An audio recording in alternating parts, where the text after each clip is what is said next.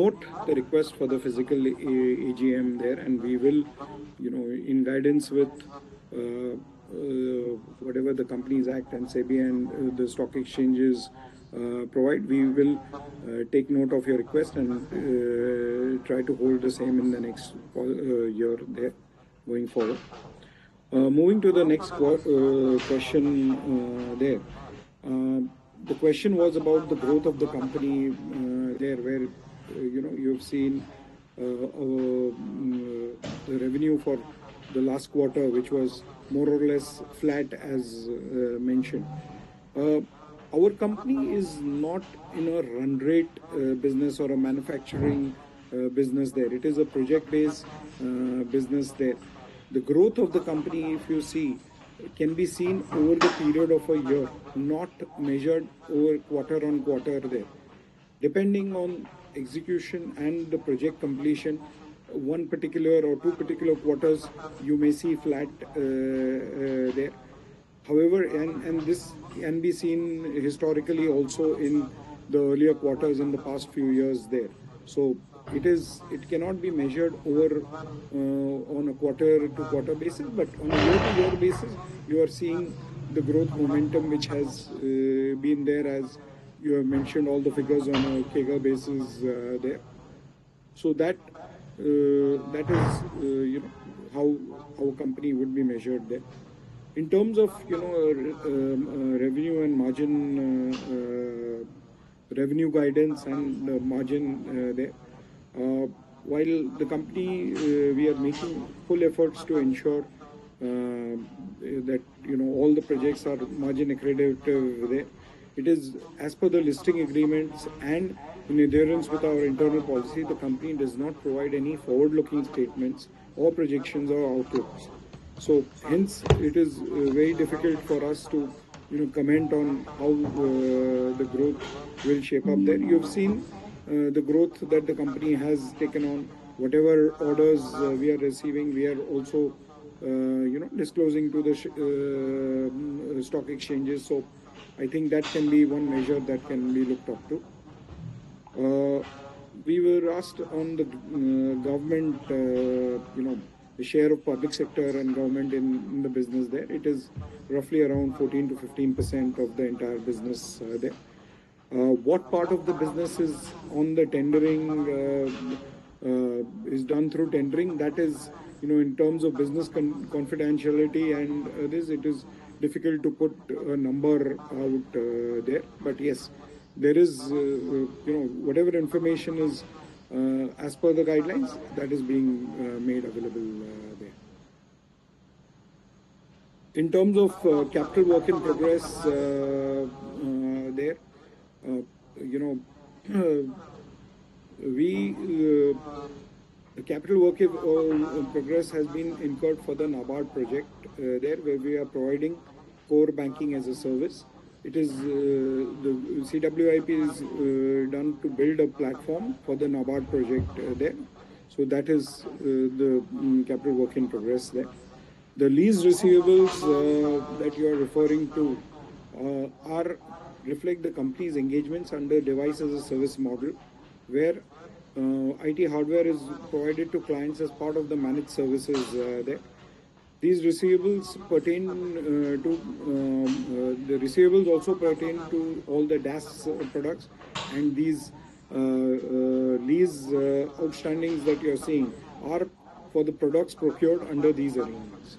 The company is expanding its DAS offerings, all device as a service, platform as a service there, and it is aligning with customer preferences for flexible subscription-based infrastructure solutions. While these models include hardware provisioning elements, it is integrated within the broad managed services framework. So rather than a standard hardware rental, so it's not a hardware rental totally. So that answers that question. Regarding the subsidiary in Singapore, yes, we've incorporated a subsidiary in Singapore for our Asia Pac operations, and we firmly believe that it will act as a focal point or a nodal agency for our Asia Pac expansion there. However, currently, the geopolitical situation globally is not in the right framework there. So hence, and India is definitely doing well. So we are focusing on the India growth story there currently at the moment. But at the right opportune time, we will look at that for expansion. Cybercons is a very, very strategic initiative there. Cybersecurity is a very, very big concern for all of us, whether at a personal level or at an enterprise level there. And Dynacons is committed to building state-of-the-art AI-led cybersecurity solutions there, which is what we are doing under the Cybercons platform there. So it's a very strategic initiative, and we see good traction of business going forward there. The lease liability and infrastructure as a service is what I have already explained earlier. Coming to deferred contract costs, the deferred contract costs refer to expenses which have been incurred there, but which are going to the revenue for which is going to be realized over the next few years. As you know, Dynacons execute several large projects there, and in the last financial year we've got some significantly large 200 crore projects, plus crore projects there. So the revenues of the same will be recognized over the next few years there, and the expenses which have been incurred for the same will be are being proportionately allocated to that. Coming to debtors over 6 months there, these are all receivables in line with the project milestones there, and we see absolutely no difficulty in receiving them there or collecting them. They will be once they are at their milestone time, we will ensure that the collection happens, and it has been happening so. Exports, there we note your suggestions there, and as I mentioned there, India is definitely a big focus story. However, the mission of the company is also to be a global solution provider, and we have tie-ups with multiple large global system integrators there. We are also part of the Global IT Alliance there. So yes, definitely that will be part of the future initiatives there.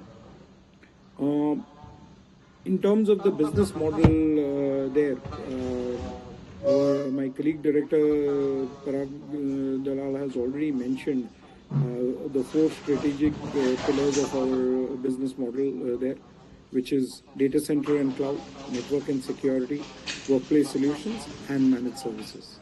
So these are the 4 pillars under which we are working. Basically, for large enterprises, there, whether they are in BFSI or in public sector or in global customers or large enterprises, we handle all aspects of infrastructure, right from the data center to the workplace there. So every aspect, and we cover all the managed services around all these areas. Lastly, coming to your capex plan, you will see, in terms of the contracts that we have received for NABARD, all the capex which is necessary for that project, that will come in to play there. So that is already happening there, and you will see further initiatives and investments towards these areas from the company there. So I do believe that I've covered all the various points there, and thank you very, very much